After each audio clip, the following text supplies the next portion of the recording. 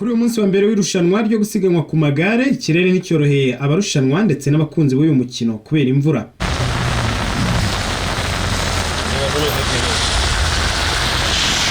Uyu munsi habaye kuzenguruka igice gito cy'umujyi wa Kigali. Abasiganwa bahagurukiye ku nzu y'imikino n'imyidagaduro Kigali Arena basiganwa ibirometero 4, aho basiganwe ku gace kavuye aho kuri Kigali Arena bakanyura Kimironko bagaca ahazwi nko kuri Kiye bakagera kuri Stade Amahoro bagasoreza aho bari bahagurukiye. Uwabaye wa mbere mu gukoresha igihe gito kuri uyu munsi ni Umufaransa ukinira ikipe Total Energies witwa Geniez Alexandre wakoresheje iminota 4 n'amasegonda 41 n'amasegonda 65 ku birometero 4 basiganwaga.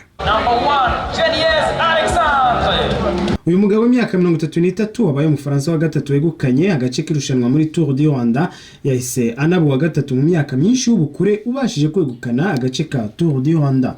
Umunyarwanda waje imbere mu gace k'isiganwa ko kuri uyu munsi w'irushanwa ni Uhiriwe Byiza Renus wabaye wa 25 mu basiganwaga 89, akaba yakoresheje iminota 5 isegonda 1 n'amasegonda 78. Kuri uwa mbere ubwirushanwa riza kuba ritangira nyirizina, abasiganwa bazanyonga igare ahantu hangana n'ibirometero 148 n'ibice 3 bakazahagurukira kuri Stade y'Amahoro berekeza Nyabugogo bajye Inyacyonga, aho bazambuka bajye Batsinda bagakomeza berekeza Kimironko bakazamanuka bakagera Kabuga bakinjira mu ntara y'Uburasirazuba berekeza mu mujyi wa Rwamagana, aho bazazenguruka uyu mujyi inshuro 10.